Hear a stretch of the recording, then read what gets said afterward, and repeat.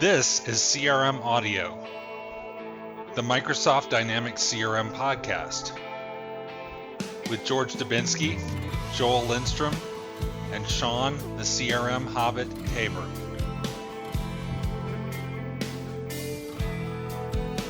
So we're here live at the 2015 CRMUG Summit in Reno, Nevada. How's the summit been for you? Very, very busy. I didn't even have time to go and gamble. The way I see it, it's kind of slot machines is not my cup of tea. What, are you more of a poker or what? Yeah, I'm blackjack, more of a blackjack. And blackjack requires kind of concentration, and I prefer to reserve it for money earning activities rather than money spending activities. It's fun. I watch a few games, but I used to play when I was much younger, but mind tends to decay. I was at the restaurant at the casino, and there was a book there, How to Play Keno. And my thought was, if you're reading that book, you really shouldn't be here.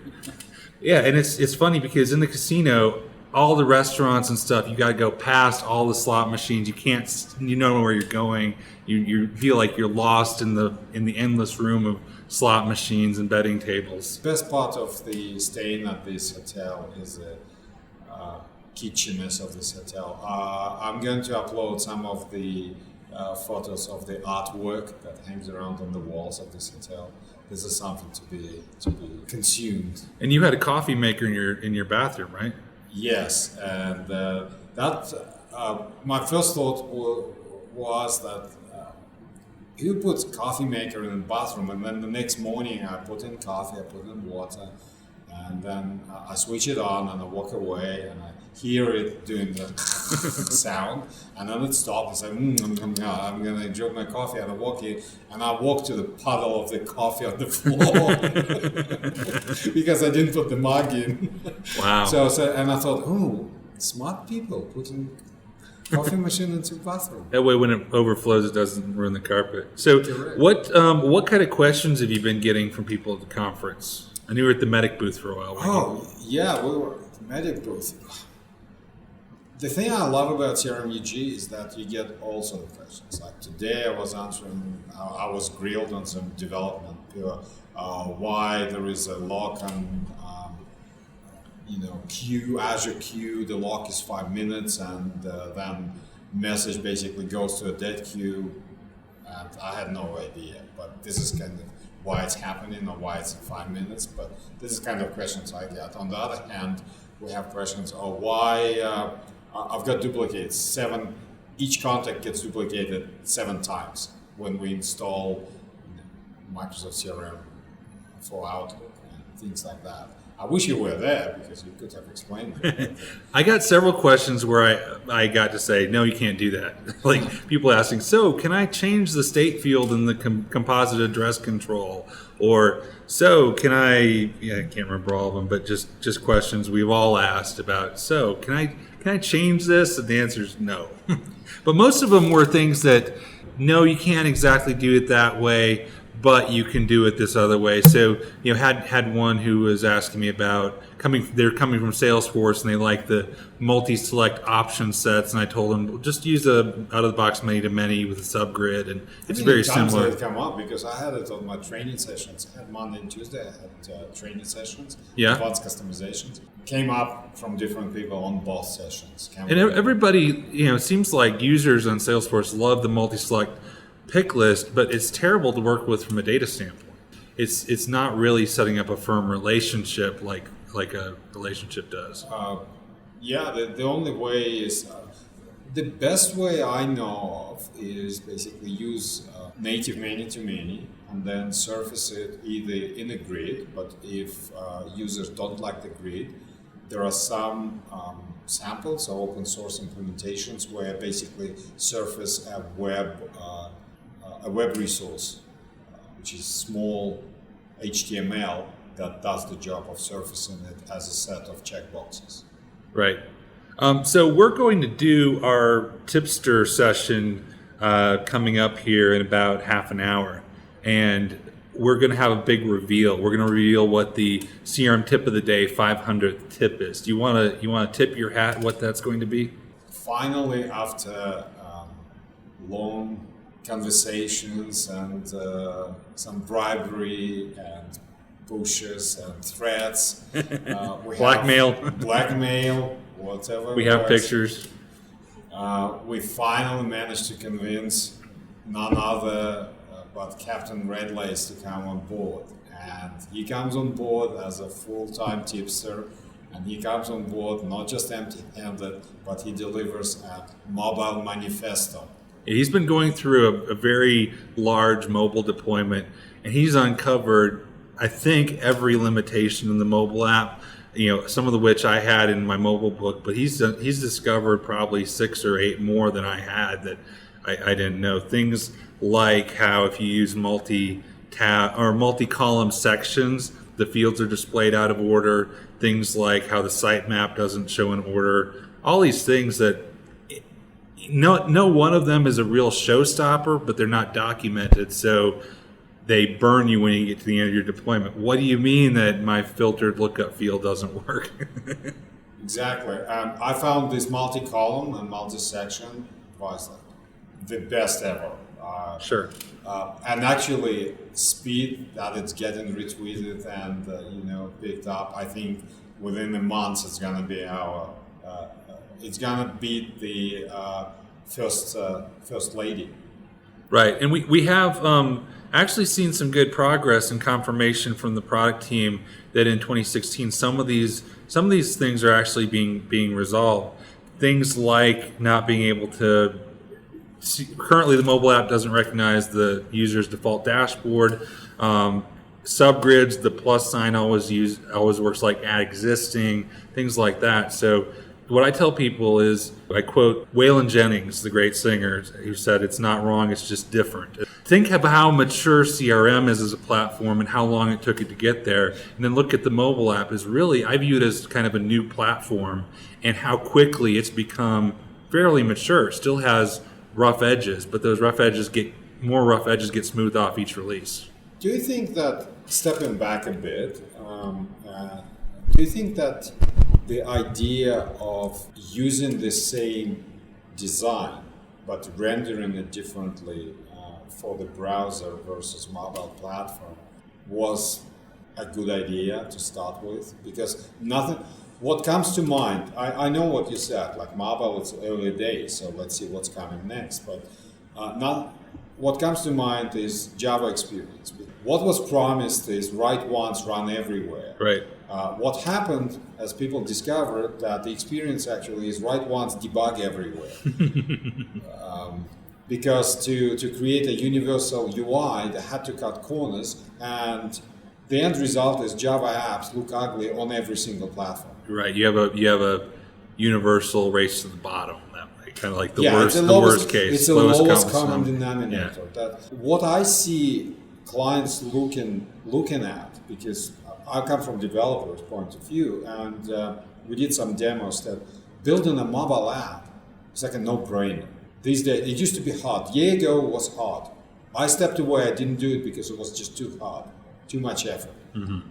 Roll forward 1 year. We have mobile library, which is basically SDK replacement. We've got authentication going with 2 lines of code. You concentrate on delivering. To me, mobile is about applications that do one specific task, maybe a handful specific tasks from the same area, but they do it extremely well, and they concentrate more on usability rather than giving you every single opportunity, giving you every single functionality bit from the web browser CRM. Here's what I would say to that, and it is that there's not a one-size-fits-all answer to this question, because I'm thinking of specific client profiles I have where I have a manufacturing company who wants to give a fairly full CRM experience on an iPad, not the focused experience. Then we've got some other people who want a limited, focused, kind of task-driven experience.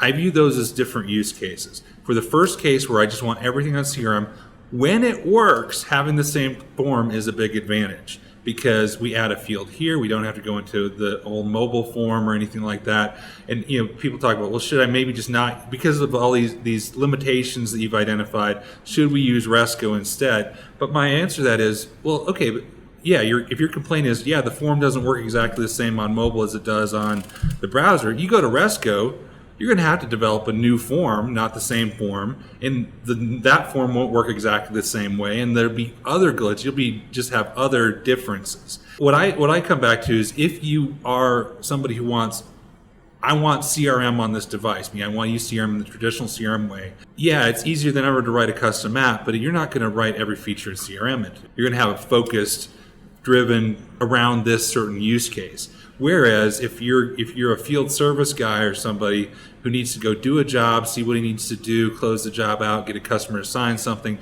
that kind of flow, then I think that's where a Resco private label, or totally custom app, makes a lot of sense. But what I'm saying is, if you want that full CRM experience, I see a value of having the same form, again, when it works. And I am seeing certain things where in some deployments you do have to kind of go with the lowest common denominator configuration, where we could do this, but it won't work. But if, and when web resources are in general availability, which they will be in 2016, and when we have things like filter lookups and subgrid behavior working similarly, then I think, it makes sense. And what I'm seeing is a case for a mixed deployment. Your average users, give them the out of the box. We don't need to spend time and money developing something for them. They just need to see their accounts, their contacts, things like that. Then we've got this special group over here, maybe the field service group. They need a focused experience. Then for them, let's develop something for them. Let's not say everybody has to do the same thing across all departments. Nothing else comes to mind, but a really good article by Joel Spolsky. He wrote it years ago. It was called A Law of Leaking Abstractions. So if someone doesn't know, you just look for leaking abstractions, just search for it, and it will come up. But the idea is that when you try to put abstraction on top of it, and that's what we have here, we're trying to put abstraction, how to have a single form render it on different devices and still be usable. The moment you put abstraction, it starts leaking at some point. And what's happening now, this abstraction of a single form leaks a lot, and there's a lot of problems. But yeah, I'm looking forward to what's coming in 2016, because as far as we know, team is very busily plugging those leaks and improving the abstraction. Well, looking at the tea leaves, from speeches I've heard from Bob Stutz, who leads the group, and also looking at new interfaces coming out, such as the Outlook app, the Mocha or mobile interface, they really believe that's the interface of the future, and that will be the interface, a few years down the road. That will be the primary interface. So you'll even see when you hit the dynamic CRM link in Outlook with the preview app, you see a Mocha form with the search and everything. You don't see the traditional CRM form. If you create a new record, you get the Mocha form. What about the new developments like Interactive Service Hub and things like that will be revealed at Blitz? Yeah, we really are kind of in a mishmash of different interfaces. I mean, you go customize a form, you get basically CRM4 UI, and then you go to the new entities, but even you go to campaign response or something, you've got a 2011 form. So that's right. Still, yeah, that's kind of a pain point. So what's a tool recommendation you have for us? Today my pick would be LinkPad. Okay. LINQ. You mean like Link, the Skype for Business? No, more like Link, like the one you use to write your queries to CRM. LINC? Is that right? LINQ. LINQ, okay. PAD, PAD. So where's the link for the link? It's a universal tool which enables you basically to write a link query. It's got CRM connector, so you can write your own link to CRM and try things out interactively. But I think people underappreciate the tool. It not only a link, it can run any code. Okay. So if I have in my mind, say, I don't remember, so I'm working on a large program, and I don't remember how a specific function, how it would behave under certain circumstances, right? I can't afford to, try it on my current project. It's a big project. By the time it compiles, by the time I get to the point, it's too long. So typical solution is to fire up a new project put these 2 lines of code in and test it, and get result. Okay, now I remember how it works. Paste it in, done, right? So LinkPad allows you to do that on the fly. So you take your 2 lines of code, paste it in, run it without project, without anything. Just snippets of code, 1 line or code to run, whatever. And you can do it in any language, in any .NET language that you want. Okay. And it's really, really useful tool, like a scratch pad. What point in the development cycle are you typically using LinkPad? Is it early on? Is it when you're playing with things or testing approaches or what? It's kind of on the side during the development, like Scratchpad for code. If I need to quickly try something out, that's one way.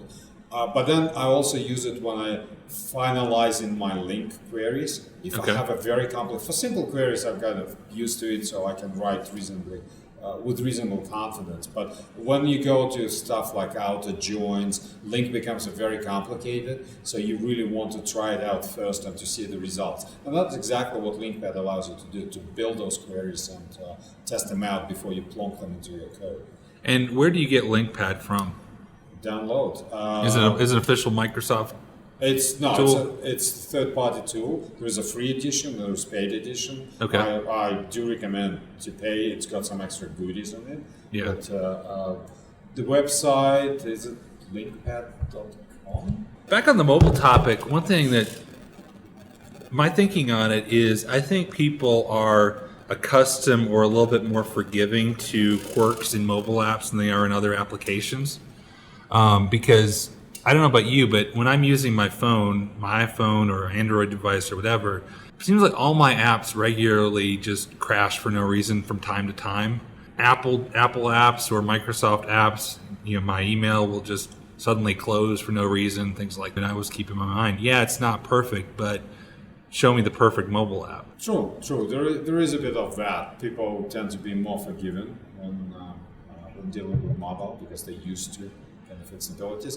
But on the other hand, none of the instabilities in mobile, and you have to give credit to mobile operating systems, that they're fatal. None of them is fatal. Right. The app might die, but the whole thing you just doesn't restart, die. And many times you actually kill the app yourself. Well, and what I've seen too is when people report to me issues with the CRM mobile apps, a lot of times it's other stuff. For example, if you've got every app on your phone running and you have low resources, you will get JavaScript errors, but it isn't because the app has an issue. It's because it can't open the form because the device is out of resources. Another one I saw people were asking questions after our mobile session, and one of the questions was, well, when I go to a view and I scroll down, I get to the bottom, it stops at the bottom of the A's. And the way the behavior works is when you scroll down, it pauses and then gets the next page. You go down again, but turns out they had the world's most complex view with a bunch of columns and probably poorly optimized from a SQL standpoint.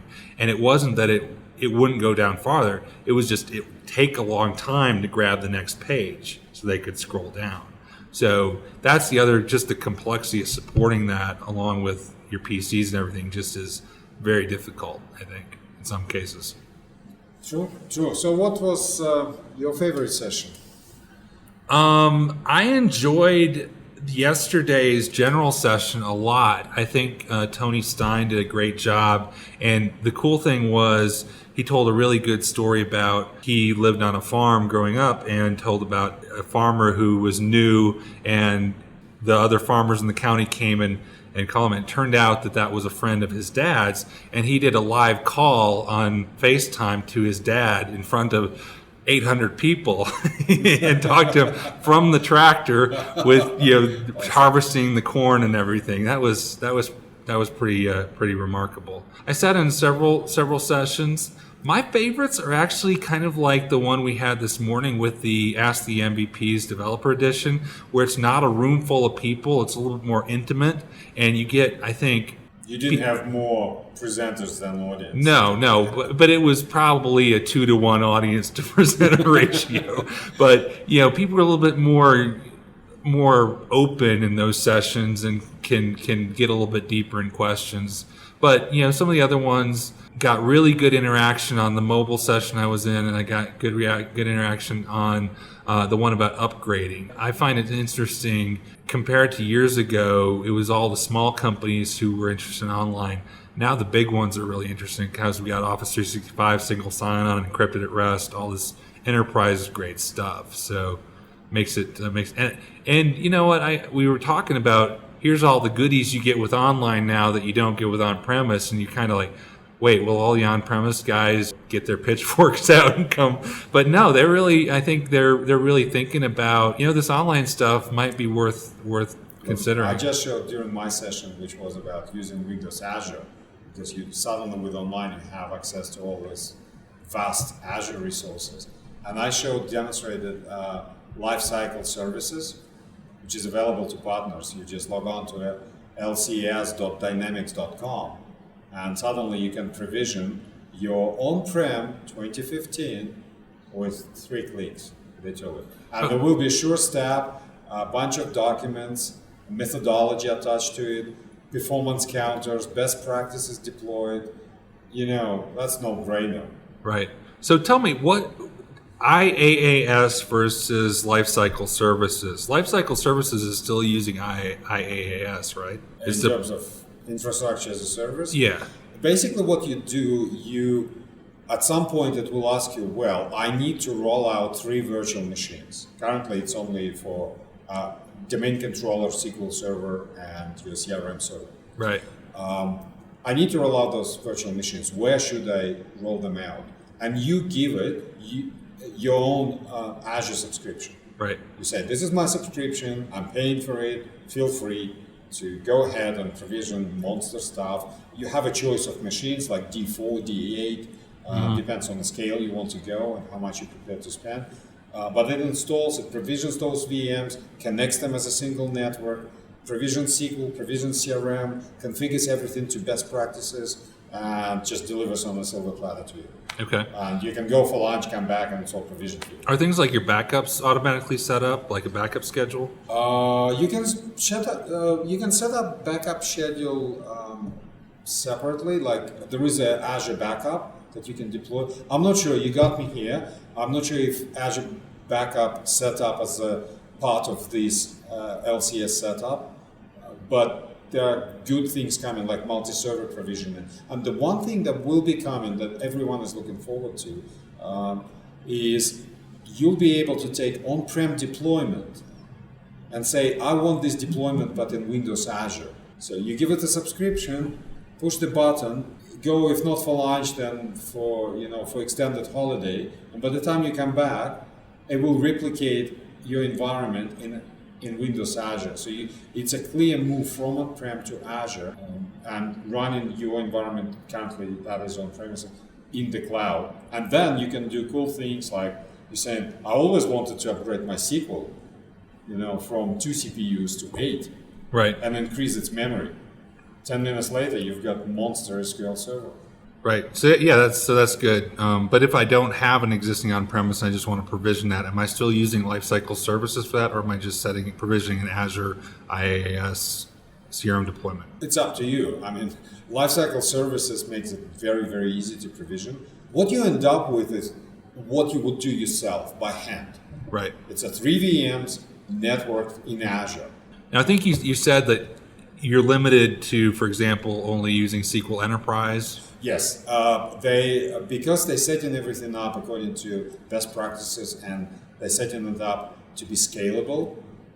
The edition of SQL is Enterprise Edition. You can probably change it later yourself after it's all provisioned. You can take it down yourself, but support and development is done assuming that you have Enterprise Edition. For example, like performance counters and tuning is done according to Enterprise Edition. There are probably differences are minor, right? But I see it as a probably showstopper for smaller companies. Well, and I think realistically, smaller companies are more likely to go CRM Online anyway. Yes, and that's exactly it's probably looking at it realistically. The people asking for this are the big enterprise companies. They've all got enterprise agreements anyway. Let's go with enterprise and has the best performance and encryption and all that stuff. Yeah, that's what I was told. That standard is not on the shopping list. It's like not on agenda. Standard edition. And that makes sense because if you're looking for that, you're better off with CRM Online. Right. I'm here with Adam Stewart from IntroHive. Briefly, could you tell our listeners what IntroHive does? Yeah, sure, Joel. Yeah, so IntroHive, what it does is it simplifies the CRM experience through two different ways, through data automation and then relationship intelligence. So the data automation piece means that we automate a lot of the activities that go into CRM, and the relationship intelligence piece means that we provide a lot of the insights that you get from CRM and deliver it to where you need it and when you need it. My paraphrase is it gives lazy salespeople a way to automatically track their stuff. Is that a fair statement? I would say that's a relatively good statement. I wouldn't say that to a salesperson or a sales leader, but that might be the case, yes. Well, I work with salespeople, and I enjoy giving them hard times. But the truth is, I was a salesperson for 10 years before I started working in CRM.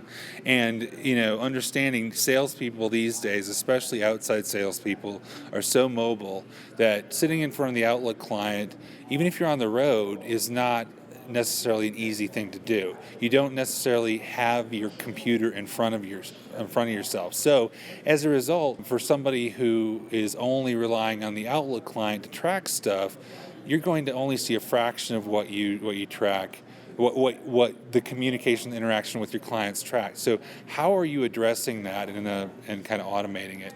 Yeah, sure. So if we look at it kind of in the light of the day in the life of a salesperson, typically some person wakes up in the morning, they don't typically log into CRM, they don't typically open up their laptop and look at Outlook, but they do check their email on their phone. So the things that we do there is we'll send the salesperson email digest from all the people that they met with the day before, either that they emailed with or had calendar contact entries with. We'll tell them who those people were, and we'll give them a 2-click option to sync those activities and contacts into CRM. Right, and that's what the first time I saw it. I think the first time I saw it was maybe a year and a half ago, and I actually wrote about it in the CRM Mobile Survival Guide, because at that time we didn't have any options to track from a mobile device. You just do your normal job, email people, contact people, and then you're presented with this digest, and I can choose who I want to promote to CRM. So as opposed to some other vendors who are trying to do a mobile-only CRM, this adds a lot of value without taking away value from CRM. Exactly. It allows the salesperson to work with the device that they're most familiar with, the email client that they're most familiar with, and where they typically work, which is in email. Allows them to get information into CRM. Like I said before, valuable data comes out of the CRM in terms of relationship intelligence and who knows who. So is it using an app on my phone? Is it using a service? How is it running? Yeah, so there's nothing that needs to be installed on the phone to respond to an email. It's just your email client and your web browser. So it's a web-based service that connects right into CRM. What about the security question? Where are you, since you're compiling that data, where are you storing that, and what's your approach to security? Sure. So we have connectors that talk to email systems as well as ones that talk to CRM. The data that we present is just presented in email, and once you decide to sync it, it resides within your CRM system.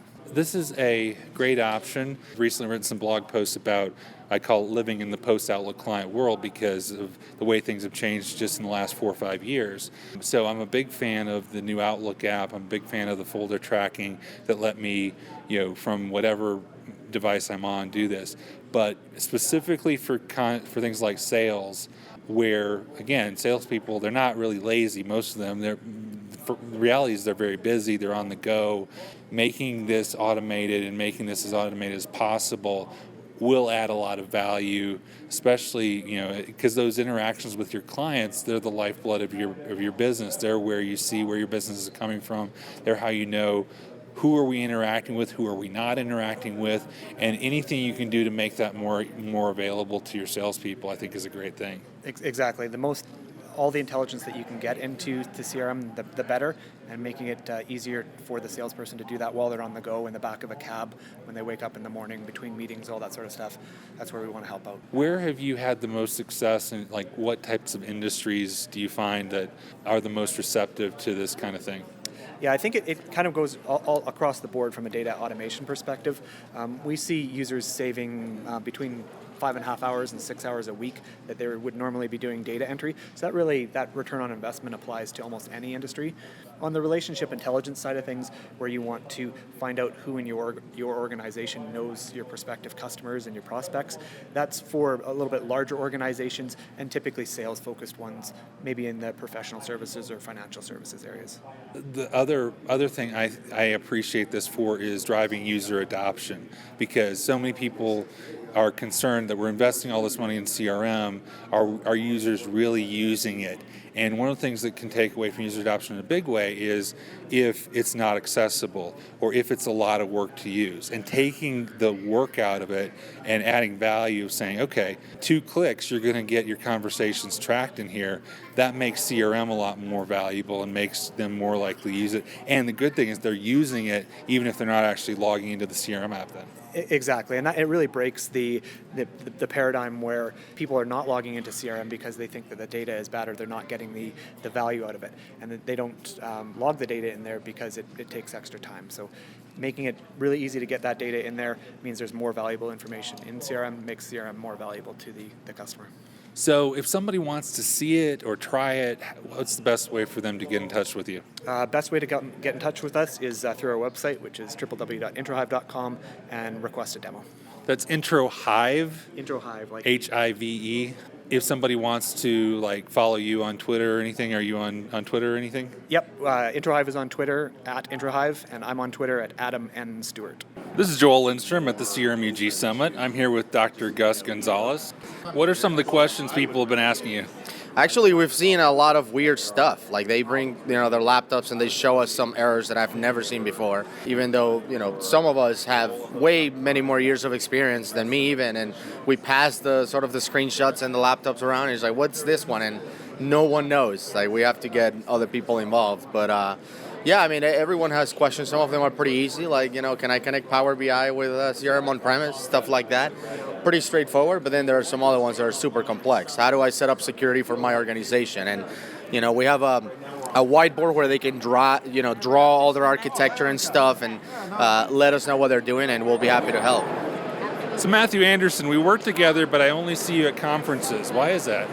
I don't know. Probably because they have us too busy doing stuff all the time. I don't know. So what are you doing at CRMUG? So it's been a lot of booths and booth duty and sessions and wandering around, checking out some of the different things that are going on out in the partner space.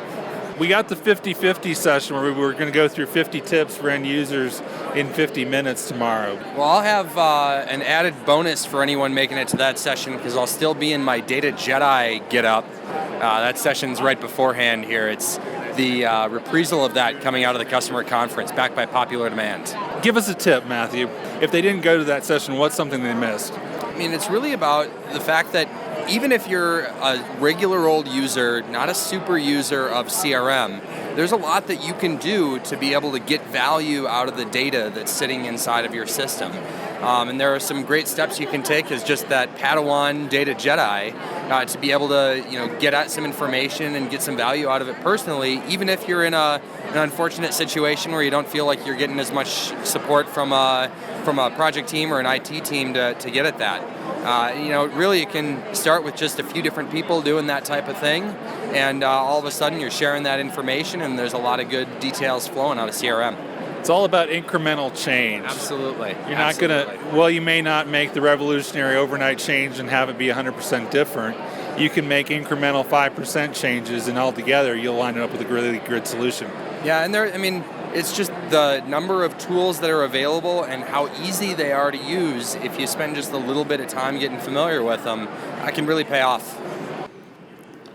I'm here with Jamie Miley at the CRM Medic booth, and has it been a good summit for you? It's been a great summit. I think there's been a lot of good sessions. We've had Ask the MVPs. We've had a great session over here by Alex and these guys for the online client for Outlook. Well, not Outlook. It's the OA client for CRM. I've seen a lot of good stuff out there. You've been getting a lot of questions here at the CRM Medic booth. What's the pulse of the people asking questions? What are the topics they've been most interested in? So far I see people who are more administrative types that have to put up with people's code customizations. And what happens is people don't realize, hey, this event isn't firing, why not? Well, you didn't wire it up, that kind of stuff, you know. I don't get a lot of hardcore developers in here. It's mostly administrative types that are... And people pull out their laptops and say, why am I getting this error message? Well, they weren't getting an error message in that case, but sometimes, yeah, that's the case too. With what's been coming out about 2016, what are you most excited about, Jamie? Enhancements to the mobile client. Good answer. So what's your advice to somebody who is maybe at the summit and new to CRM and a little bit intimidated by what they hear and the other users they see? How can they be more competent and confident with CRM? Well, I think tap your community. I would say definitely use the community forums that are out there, both from Dynamics communities, also from the MSDN side, and just definitely hit up your community. We got a great, pile of MVPs, and if you want to be one, then start contributing, and we'll see you in a year. I'm here with Leah Quartano from Hitachi Solutions. What sessions have you been doing? I did 50 tips in 50 minutes yesterday, and we'll be doing it again, round 2 for tomorrow. I wasn't there for round 1, but I will be there for round 2. So give us a tip. Easy tip, change your filtered views using the Save As Filtered View in CRM. You can go ahead and drill down into your view, get to the filters that you want, and instead of having to redo that again, there's a little button that people really miss a lot that says Save As Filtered View. You hit that button, and then that filter is there for you next time you go to use it. Are we getting good questions at the booth here? I think so. People are stopping by asking questions about just really simple CRM stuff and then more business process oriented stuff. So we're getting a good variety, and I really feel like users, love coming to this conference because there's not a lot of sales pressure, and you can really just get good information from partners.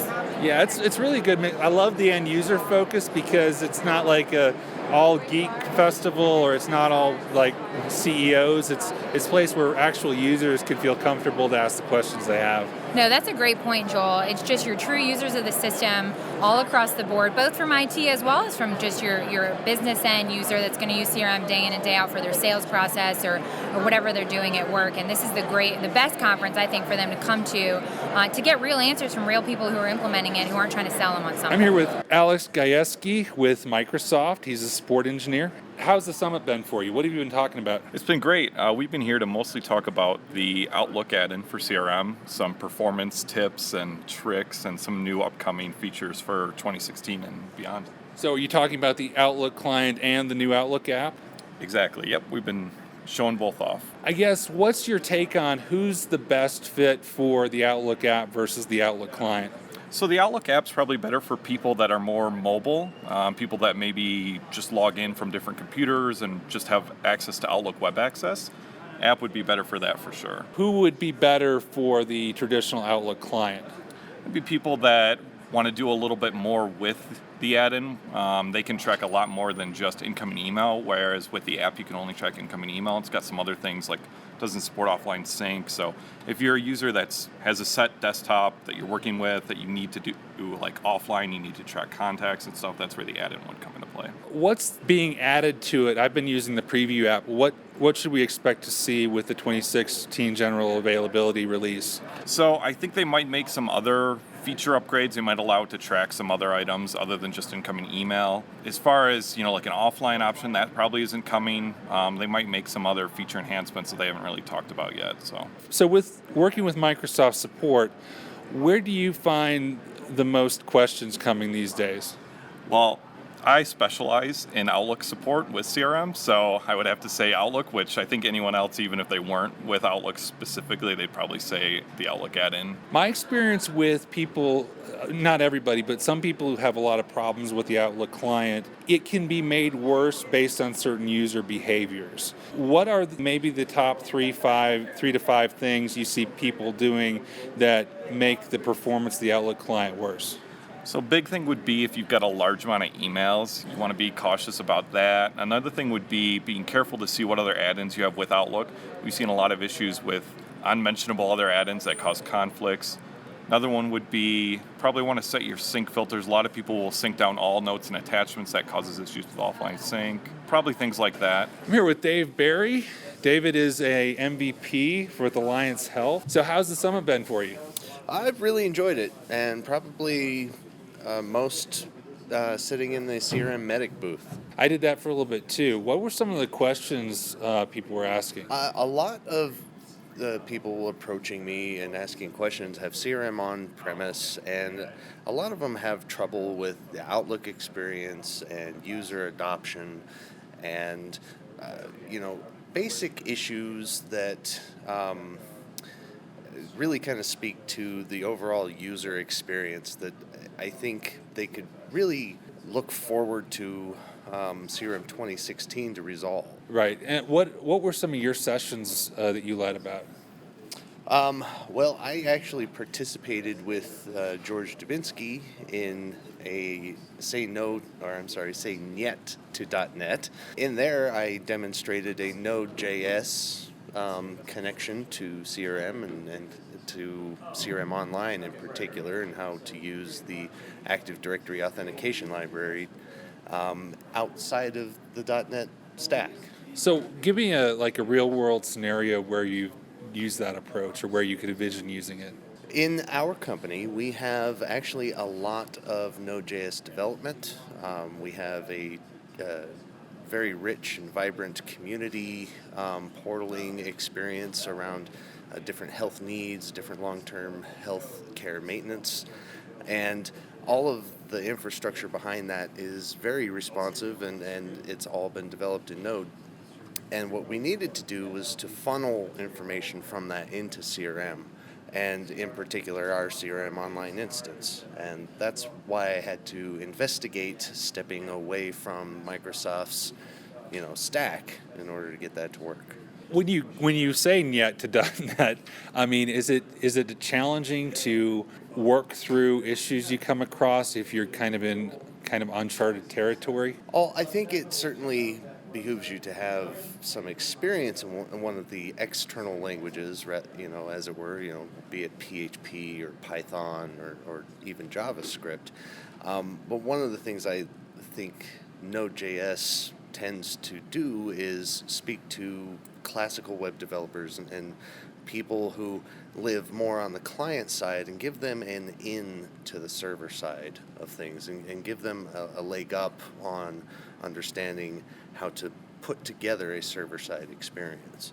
So honestly, the biggest hurdle was authentication and trying to get the OAuth experience with Azure working correctly. And to Microsoft's credit, they've done a fantastic job assembling this Active Directory authentication library and making a port of that in so many different languages, and really bridging that gap or reaching out across the aisle, and outside of their domain to really improve the connectivity of all their business applications and cloud services to the broader market share. Shifting gears a little bit, what's got you the most excited about 2016? The single greatest thing I'm looking forward to as a developer is seeing the web API preview being taken out of preview mode and delivered as a fully native experience, both for